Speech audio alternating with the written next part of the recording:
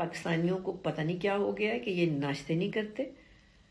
ناشتہ maximum immunity دیتا ہے، ناشتہ میکسیمم بلڈ سرکولیشن کو اچھا رکھتا ہے، ناشتہ مائکرو بایوم کو فیڈ کرتا ہے. کیوں؟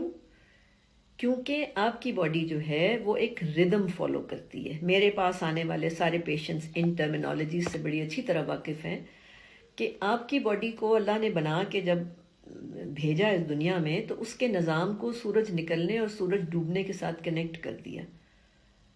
تو صبح 9 بجے سے پہلے آپ کو ناشتہ کرنا ہے. اگر آپ صبح 9 بجے سے پہلے ناشتہ نہیں کرتے ہیں تو چاہے آپ جتنی مرضی طاقتور اور صحت مند خوراک کھائیں گے، اس کی توانائی یا اس کی ابزارپشن آپ کو 50 سے 60% ملے گی. جتنا آپ 9 بجے سے آگے نکلتے چلے جائیں گے خوراک لینے میں، اتنی آپ کی امیونٹی کمزور ہوگی، اتنی آپ میں لیتھارجی ہوگی، اتنی آپ فیئر کا شکار ہوں گے، اتنا آپ کی سرکولیشن افیکٹ ہوگی، اتنا آپ کا مائکرو بایوم ویک ہوگا. تو کوشش کیجئے کہ ارلی ناشتے کرنے کی عادت ڈالیے. لیکن ہو کیا رہا ہے، جیسے ہی چھٹیاں شروع ہوئی ہیں لوگ سمر ہالیڈیز کے موڈ میں چلے گئے ہیں. مریض آ کے مجھے کہہ رہے ہیں جی میں تو جی بس جب سے چھٹیاں ہوئی ہیں 12 بجے اٹھ رہا ہوں، 1 بجے اٹھ رہا ہوں. تو آپ کا خیال ہے کہ ان لوگوں کی امیونٹی اچھی ہوگی؟ کیسے یہ کلیم کر سکتے ہیں کہ جی میں نے ہاتھ دھو لیے ہوں تو میں بچ گیا ہوں؟ بالکل نہیں. صرف ہاتھ دھونے سے آپ نہیں بچ جائیں گے، آپ کو اپنی پوری باڈی کی کیئر کرنی پڑے گی. پھر آپ لوگوں نے وہ کھانے نہیں کھانے جو دیر ہضم ہے، کیونکہ پاکستانی قوم ڈس فنکشنل لیور کا شکار ہے.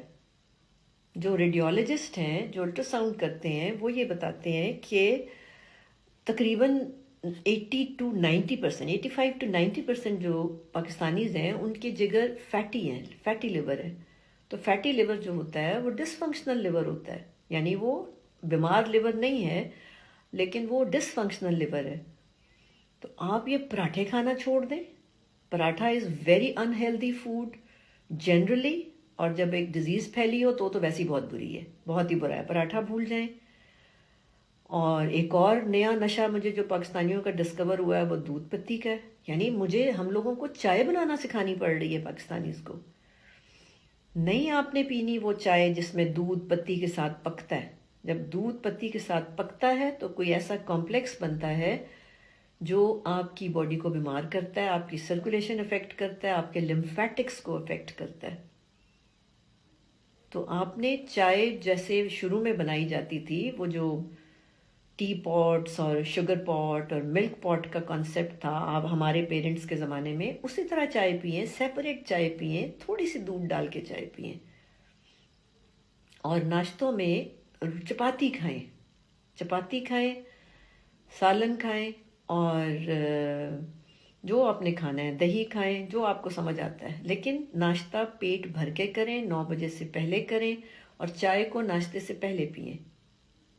اور اگر آپ کرونا کے حساب سے اسپیشلی پوچھنا چاہتے ہیں تو میں آپ کو یہ بتاؤں گی کہ ایک بلیک ٹی میں دے رہی ہوں سب کو، اور ایڈوائز بھی کر رہی ہوں کہ اپنے ناشتوں سے پہلے چائے کا کہوہ بنائیں، اس میں تھوڑی سی چینی ڈالیں، شکر نہیں میں نے کہی، چینی، اور اس میں ایک لیمن ڈالیں. تو جیسے ہی آپ اس میں لیمن ڈالیں گے اس کا رنگ بلیچ ہو جائے گا، وہ ریڈش قہوہ بن جائے گا. تو اس قہوے کو آپ ایمٹی سٹمک لے لیں. تو یہ آپ کے جو باڈی کی انٹرنل ٹرین ہوتی ہے یا انٹرنل انوائرمنٹ ہوتی ہے، اس کی پی ایچ کو ایسے بدلتا ہے کہ اس میں وائرس کی گروتھ تھوڑی سی مشکل ہو جاتی ہے.